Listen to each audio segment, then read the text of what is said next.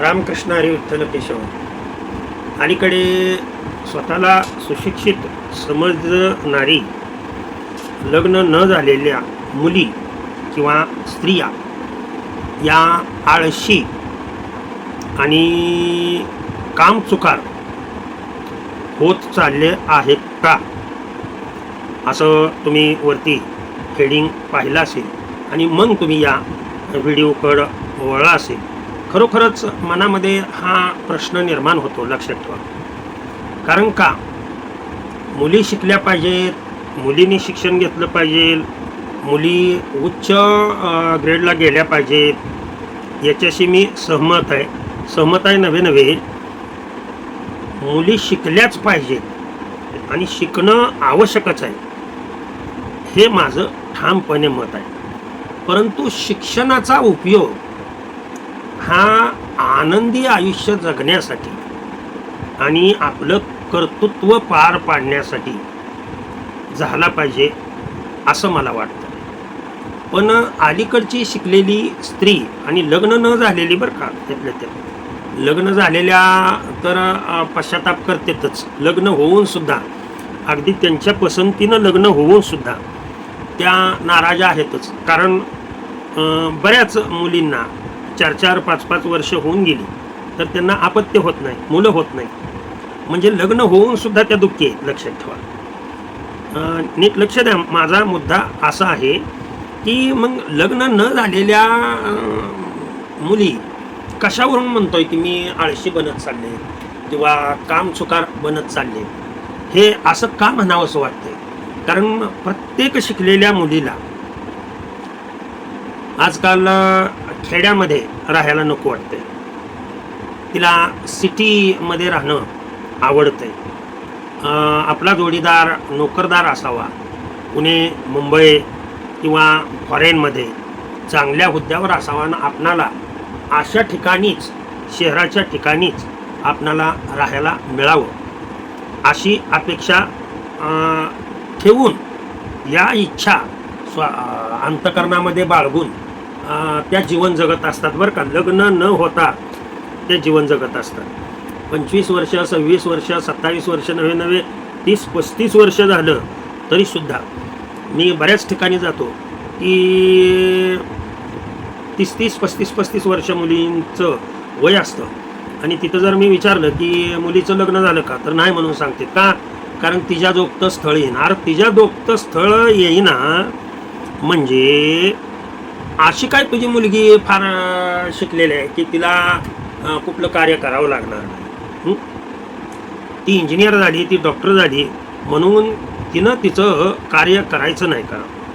ती सुशिक्षित झाली, शिकली म्हणजे ती फार शानी झाली किंवा ती फार हुशार झाली, कर्तृत्ववान झाली असं तुम्हाला जर म्हणायचं असेल तर ते पूर्णपणे चूक आहे. कारण पहा, कर्तृत्ववान व्यक्ती त्यालाच म्हटलं जातं की जी कर्तृत्व नसलेल्या व्यक्तीला आपला जोडीदार म्हणून स्वीकारते. नवे आपल्यापेक्षा कमी शिकलेल्या व्यक्तीला स्वीकारून ती त्या व्यक्तीचा संसार व्यवस्थित करते. अशा व्यक्तीला कर्तृत्ववान व्यक्ती असं म्हणतात. आमच्या कालावधीमध्ये किंवा आमच्या अगोदरच्या कालावधीमध्ये लक्षात ठेवा, प्रत्येक पुरुष जो सर्व्हिसला आहे, अगदी गव्हर्नमेंट सर्वंट आहे, त्यांच्या बायका काय शिकलेल्या आहेत का? लक्षात ठेवा, नाहीत ना.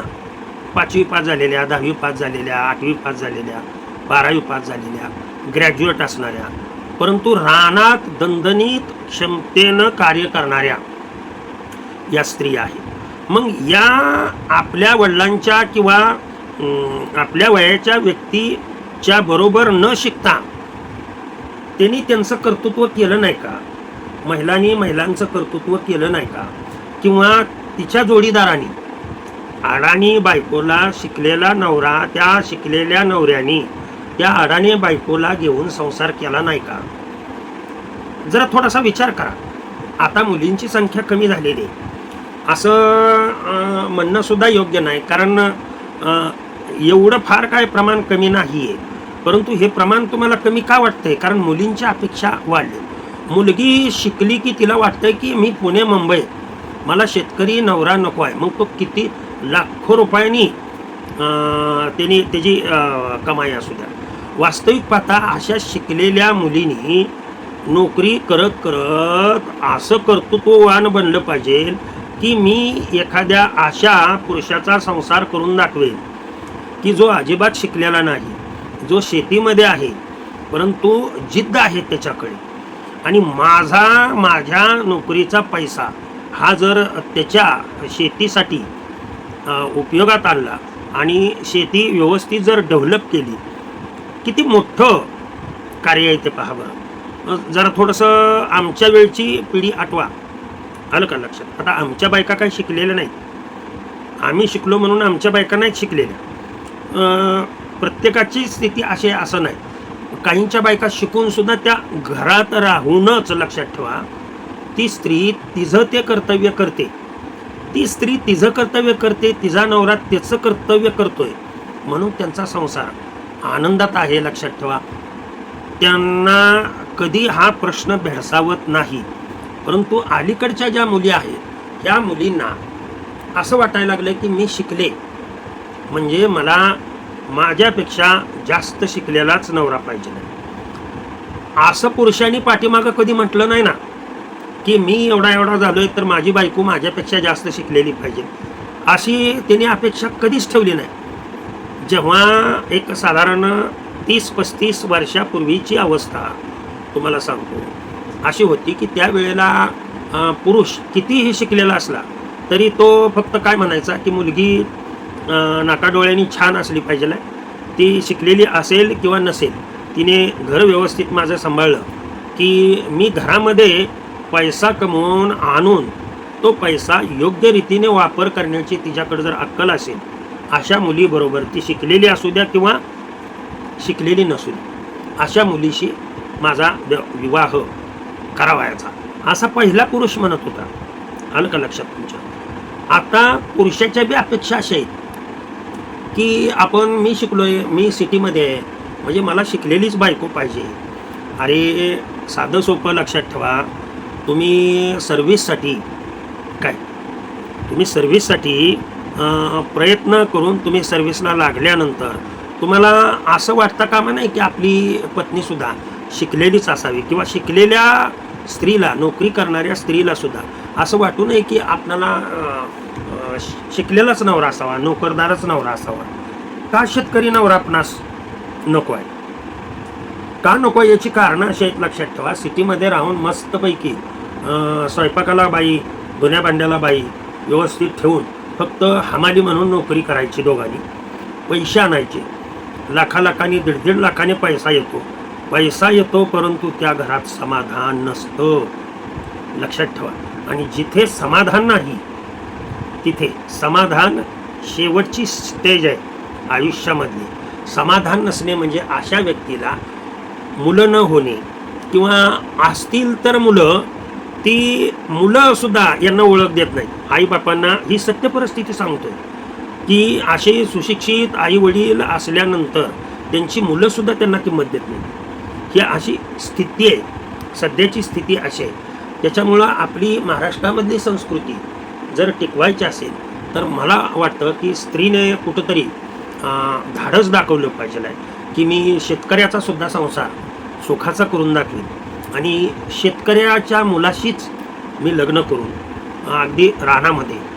का तुम्ही दुःख मागून घेताय, रोग तुम्ही मागून घेताय? मला काय म्हणजे न उलगडलेलं कोड आहे. सिटीमध्ये लक्षात ठेवा किती प्रदूषण असतं, अशा प्रदूषणामध्ये तुम्ही जाऊन राहत जर असाल, लक्षात ठेवा, भले तुम्हाला अपत्य होतील परंतु एक स्थिती अशी येते, लक्षात ठेवा, 30-35 वर्षाच्या पुढेच तुम्हाला गोळ्या, वेगवेगळ्या प्रकारच्या गोळ्या आणि वेगवेगळ्या प्रकारचे रोग तुम्हाला चालू होतात. मग आयुष्यभर जे कमवलेलं जे आहे धन, ते तुमचं ह्या रोगावरतीच जात असतं. तसं रानात राहणारी, खेड्यात राहणारी जी व्यक्ती आहे, जी प्रामाणिकपणे कष्ट करते, काय एखाद्या मुलीला असं वाटत नाही की नाही मी शेतकऱ्याच्या मुलाशीच लग्न करणार, त्यांनी कितीही कमवू अथवा न कमवू परंतु त्याचा संसार मी चांगला करून दाखवणार, असं एखाद्या शिकलेल्या स्त्रीच्या मनामध्ये का येत नाही? मग यामुळं म्हणावं असं वाटतं की आजकालची स्त्री, लग्न न झालेली शिकलेली स्त्री ही आळशी बनत चालली का, कामचुकार बनत चालली का, हा अनेकाच्या मनामध्ये येणारा प्रश्न आहे. जसा माझ्या मनामध्ये आला तसा अनेक जणांच्या मनामध्ये येतोय. निसर्गाला बॅलन्स करायला शिका. लक्षात ठेवा. यातून मला सांगायचं आहे काय, की जेव्हा आपल्या ज्या मुली असा सुशिक्षित नवरा किंवा शिकलेला नवरा किंवा सिटी ठिकाणचाच नवरा मागतात, मग त्या मुली कुठल्या असतात? खेडेगावच्या. काय त्यांचे आईवडील काय करतात? शेतीच करतात. शेतीमध्ये राहून जर आईवडिलांनी सुखी संसार केला असेल, तुम्हाला तळ हातातल्या फोडासारखं जपलेलं असेल, तर तुम्ही सिटीसारख्या ठिकाणी जाऊन स्वतःचं आयुष्य उद्ध्वस्त करून का घेऊ इच्छिता? असा मनामध्ये प्रश्न निर्माण होतो. भगवंतांनी दिलेलं ज्ञान आहे, त्यांच्याच चरणी अर्पण करतो आणि सेवेला पूर्णविराम देतो. कुंडलिक वरदा हरी विठ्ठल, श्री ज्ञानदेव तुकाराम, पंढरीनाथ भगवान की जय. अवधूत चिंतन श्री गुरुदेव दत्त. विठ्ठल विठ्ठल विठ्ठल विठ्ठल विठ्ठल विठ्ठल.